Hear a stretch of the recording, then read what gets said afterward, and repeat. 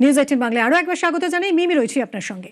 Gen জি অর্থাৎ যাদের জন্ম 1997 থেকে 2012-র মধ্যে, মানে বর্তমানে যাদের বয়স 14 থেকে 29-এর মধ্যে, এই জেন জি কিন্তু খুব গুরুত্বপূর্ণ। এই জেন জিকে পাশে পেতে এবার কি আসরে নামছে আরএসএস। বৃহস্পতিবার 15 থেকে 19 বছরের 2000 ছাত্রছাত্রীর সঙ্গে কথা বলবেন সংঘ প্রধান মোহন ভাগবত। 2021 সালের পর এবারই প্রথমবার এত বড় মঞ্চে ছাত্রছাত্রীদের সঙ্গে সরাসরি কথা বলবেন সংঘ প্রধান। দেশের 100 শহরের ছাত্রছাত্রী যোগ দেবেন এই অনুষ্ঠানে। India's international movement two unite Nations এই নামের একটি সংস্থার উদ্যোগে মুম্বাইয়ে এই অনুষ্ঠানের আয়োজন করা হয়েছে।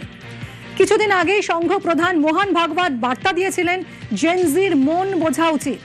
কি বলেছিলেন সংঘ প্রধান, আসুন একবার শোনা যাক।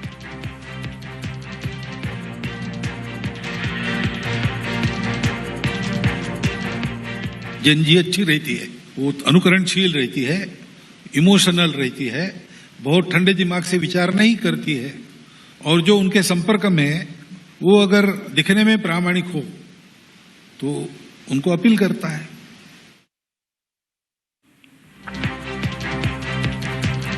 ভাগবতের এই বার্তার পরই দেখা যায় শিক্ষামন্ত্রীর পদ থেকে ইস্তফা দেন ধর্মেন্দ্র প্রধান, আর কিছুক্ষণের মধ্যে দিল্লির ধর্নাও প্রত্যাহার করে জেনজি। আর এবার সরাসরি ছাত্রছাত্রীদের সঙ্গে কথা হবে মোহন ভাগবতের। কতটা গুরুত্বপূর্ণ এই অনুষ্ঠান, কথা বলবো আমাদের প্রতিনিধি কমলিকা সেনগুপ্তের সঙ্গে। কমলিকা রয়েছে আমার সঙ্গে নিউজ রুম থেকে। কমলিকা, কেন জেনজি এতটা চর্চায়, কেন জেনজিকে নিয়ে এত ভাবনা? দেখো, যেরকম তুমি বলছিলে যে যারা 1997 থেকে 2012 অবধি এর মধ্যে যাদের জন্ম তারা হচ্ছে জেনজি, এবং এরাই হচ্ছে দেশকে রাজ্যকে আগে নিয়ে যাবে। এবং যদি আমরা দেখি যে 2029-এ এদের কত বয়স হবে, এদের প্রত্যেকেরই এই 2029-এ প্রায় 38 কোটি ভোটার তারাই জেনজি হবে, এবং প্রতি 4 জনের মধ্যে একজন জেনজি হবে। এবং আমরা দেখতে পাচ্ছি যে যেরকম আমরা দিল্লিতে দেখলাম, যেরকম আমরা ঝাড়খণ্ডে দেখতে পাচ্ছি, বিভিন্ন জায়গায় জেনজিদের যে বলা যেতে পারে চরিত্র বা জেনজিদের যে প্যাটার্নটা, সেটা কিন্তু মিলেনিয়ালদের মতো না। অর্থাৎ মিলেনিয়াল কারা?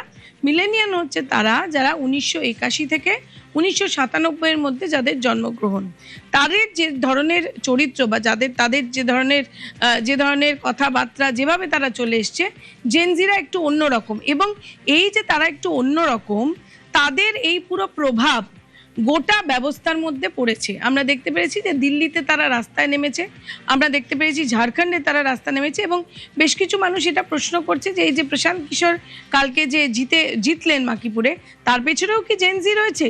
সুতরাং এই জেনজি অবধি পৌঁছানো বা এই জেনজির কাছে বার্তা পৌঁছানো বা প্রত্যেকের যে ভাবধারা পৌঁছানো, যাতে সেই জিনিসটার প্রয়োজনীয়তা খুব রয়েছে। আর সেটা মনে করেই ওয়াকিবহাল মহল মনে করছে যে মোহন ভাগবতের এই যে 6 তারিখের এই যে অনুষ্ঠান, যেটা মুম্বাইয়ে হবে, এটা অত্যন্ত গুরুত্বপূর্ণ। এবং সেখানেই বলি যে মোহন ভাগবত, এই ধর্মেন্দ্র প্রধান যে ইস্তফা দিল, তার আগেই যে মোহন ভাগবতের যে বার্তা গেছে, অর্থাৎ এদের বোঝাতে হবে এরা ইমোশনাল, এদেরকে ডিকটেট করলে চলবে না। এই সেই জায়গা থেকে দাঁড়িয়ে এই যে 6 তারিখের এই যে গুরুত্বপূর্ণ অনুষ্ঠান, যেখানে 100 থেকে ওপরের শহর থেকে বিভিন্ন রকমের এই 15 থেকে 29-এর যাদের বয়স, তারা এখানে আসবেন, তারা শুনবেন, তারা নিজেরাও প্রশ্ন করতে পারেন। কারণ আমরা জানি যে মোহন ভাগবতের এরকম প্রোগ্রাম হলে একটা এরকম জায়গা থাকে যেখানে প্রশ্ন করা যায়। সেরকমও প্রশ্নের জায়গা আছে কিনা, সেটাও প্রশ্নের জায়গা যদি থাকে তাহলে সেই জিনিসটাও কিন্তু এই পুরো যে বিষয়টা, এই পুরো বিষয়টা হচ্ছে বলা যেতে পারে আউটরিচ করা, অর্থাৎ সেই জেনজির কাছে পৌঁছানো। তাই এই বৈঠক খুব গুরুত্বপূর্ণ, এই প্রোগ্রাম খুব গুরুত্বপূর্ণ। সঙ্গে থাকো কমলিকা। অর্থাৎ এই জেন জি যারা মিলেনিয়ালের পরের প্রজন্ম এবং জেন আলফার আগের প্রজন্ম, তারা কিন্তু এই মুহূর্তে অত্যন্ত গুরুত্বপূর্ণ, তারাই দেশ গড়ার কারিগর।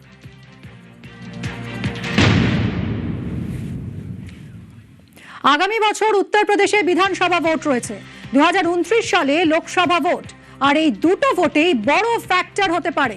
কিভাবে, আরো পরিষ্কার করে বুঝে নেওয়ার জন্য চলে যাব। কমলিকা রয়েছে আমার সঙ্গে। কমলিকা, 2029-এ জেনজি কত বড় ফ্যাক্টর হতে পারে আর কিভাবে? দেখো, যেটা বলছিলাম যে 38 কোটি ভোটার জেনজি হবে, তার মানে যদি আমরা দেখি, আবারও বলি যে প্রতি 4 জনের মধ্যে একজন জেনজি থাকবে ভোটার, সেই জায়গা থেকে এটা অত্যন্ত গুরুত্বপূর্ণ।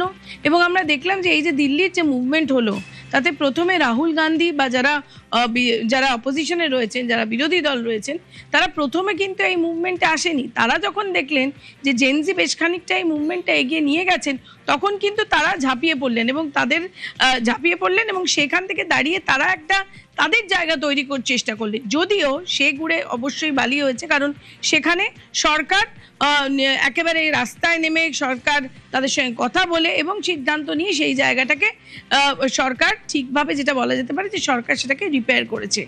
কিন্তু এই যে 2029-এর নির্বাচন বা সামনের যে উত্তরপ্রদেশ নির্বাচন, সেখানে এই জেনজি খুব বড় ফ্যাক্টর, কারণ তারা সংখ্যায় বাড়ছে এবং তারাই হচ্ছে এই যুব সমাজ, অর্থাৎ জেনজি যুব সমাজ, তারাই দেশকে এগিয়ে নিয়ে যাবে, তারাই রাজ্যকে এগিয়ে নিয়ে যাবে।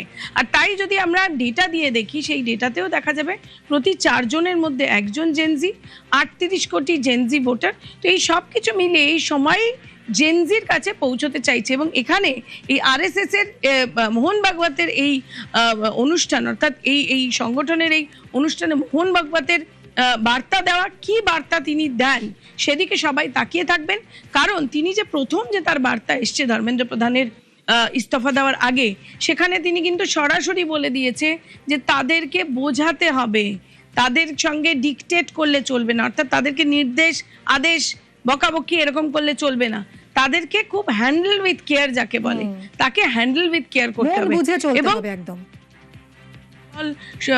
সমাজ মনে করছে যে 6 তারিখ এরকমই বার্তা মোহন ভাগবত কি দিতে পারে, সেদিকেই মুখিয়ে রয়েছে সবাই, কারণ জেনজি খুব গুরুত্বপূর্ণ। একেবারে। কমলিকা, অনেক ধন্যবাদ। কারা এই জেনজি? জেনজি অত্যন্ত গুরুত্বপূর্ণ, যাদের জন্ম 1997 থেকে 2012 সালের মধ্যে, অর্থাৎ যাদের বয়স এখন 16 থেকে 29 বছরের মধ্যে।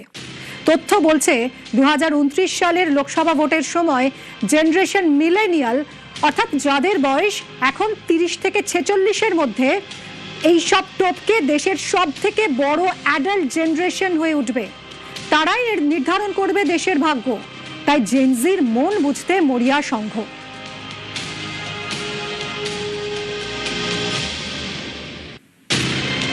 আজকের প্রজন্মের সামনে প্রযুক্তি বেশি এসেছে, তথ্য বেশি এসেছে, টেকনোলজি এবং ইনফরমেশন বেশি আছে, সেই সঙ্গে সঙ্গে চ্যালেঞ্জও বেশি আছে।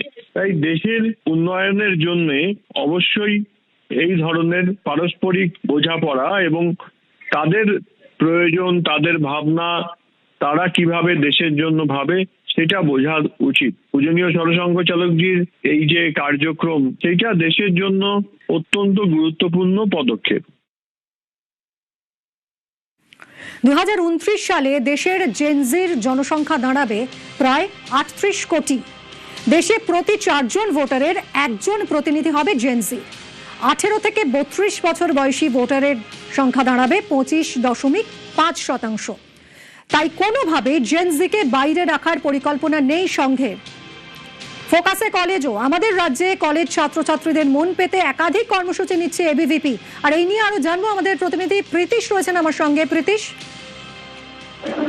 দেখো, শুধু জেনজিদের মন পাওয়া নয়, তাদের যে সার্বিক যে তার জন্য বর্তমান সময়ের অবক্ষয় থেকে শুরু করে বিভিন্ন সময় যে স্ট্রিমিং টাইমে তারা বেশিক্ষণ বিজি থাকছে, অর্থাৎ মোবাইল থেকে শুরু করে অনলাইন গেমিং প্ল্যাটফর্ম, এই সমস্ত জায়গায় যে কার্যত জেনজিরা এবং তার সঙ্গে সঙ্গে যারা জেন আলফা রয়েছে বিশেষ করে, তারা কিন্তু বিজি থাকছে। এই বিষয়টা থেকে কার্যত যারা যুব সমাজ বা যারা নতুন প্রজন্মের যারা ছাত্রছাত্রীদের যারা পড়ুয়ারা রয়েছে, তাদেরকে কিন্তু কার্যত একটুখানি মনীষীদের মুখোমুখি হওয়া বা মনীষীদের জীবন দেখা পড়ানো, এই সমস্ত বিষয়গুলোকে জোর দিতে চাইছে। এবং আগামী 6 তারিখে সরসংঘ চালক মোহন ভাগবত তিনি যে কর্মসূচি রেখেছেন, সেটা কিন্তু যাদের ব্যানারে হচ্ছে, সেটা কিন্তু অত্যন্ত গুরুত্বপূর্ণ এবং তাৎপর্যপূর্ণ। সারা ভারতবর্ষে এদের যে সংগঠন, অর্থাৎ IIMUN, অর্থাৎ ইন্ডিয়ান ন্যাশনাল মুভমেন্ট ইউনাইটেড যে নেশনস রয়েছে, এদের সংগঠন কিন্তু জেনজিদের একটা বৃহত্তম সংগঠন সারা ভারতবর্ষে।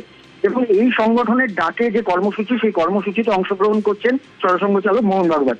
এবং মুম্বাইয়ে এই কর্মসূচি হবে প্রায় 2000-এরও বেশি যারা জেন আলফা রয়েছে এবং জেন জি যারা সমাজের যারা ছাত্রছাত্রীরা রয়েছেন, তাদেরকে সম্বোধন করবেন, অর্থাৎ তাদের সঙ্গে বার্তালাপ করবেন মোহন ভাগবত। এবং এখানে কিন্তু সরাসরি যে বার্তা যে এই যে স্ক্রিনিং টাইম, অর্থাৎ যেটা আমি কিছুক্ষণ আগেও তুমি বলছিলে যে একাধিক কর্মসূচি অখিল ভারতীয় বিদ্যার্থী পরিষদ নিয়েছে, অর্থাৎ আরএসএস এর যে ছাত্র সংগঠন রয়েছে তাদের তরফ থেকে যে নেওয়া হয়েছে, সেটার মধ্যেও কিন্তু screen time to music time, screen time to যে গ্রিন টাইম, এই যে কর্মসূচি নেওয়া হয়েছে কলেজ ক্যাম্পাস গুলোতে, সেগুলোর উদ্দেশ্য একটাই যে শুধুমাত্র কমন রুমে বসে থাকা নয়, বা কলেজে বা ইউনিভার্সিটিতে গিয়ে শুধুমাত্র যে রাজনৈতিক কর্মকাণ্ড বা রাজনীতি করা এই সমস্ত বিষয় থেকে কার্যত যুব সমাজকে দূরে রাখার চেষ্টা, এবং এই দূরে রাখার চেষ্টার উদ্দেশ্য হলো তাদেরকে আরো বেশি করে screen time to green time, অর্থাৎ কলেজ ক্যাম্পাসের ভেতরে বৃক্ষরোপণ থেকে শুরু করে সাইকেল চালানো থেকে শুরু করে বিভিন্ন রকমের স্পোর্টস অ্যাক্টিভিটিস এর সঙ্গে যুক্ত করা, এবং screen time to music time, অর্থাৎ কলেজের ক্যাম্পাসের ভেতর গিটার বাজিয়ে গান করার যে প্রবণতা, অর্থাৎ আমাদের সময়কার যে কলেজের ক্যাম্পাস গুলোর পরিস্থিতি ছিল, আমরা ইউনিয়ন রুম থেকে কিছুটা হলেও দূরে থাকতাম, আমরা যে সমস্ত জায়গা রয়েছে অর্থাৎ ক্যান্টিন রয়েছে সেখানে গিয়ে বেঞ্চ বাজিয়ে যে গান করার যে একটা প্রবণতা ছিল, সেই প্রবণতা থেকে যুব সমাজের কিছুটা হলেও সরে যাচ্ছে। এই বিষয়গুলোকে আরো বেশি করে নিয়ে আসার জন্য অখিল ভারতীয় বিদ্যার্থী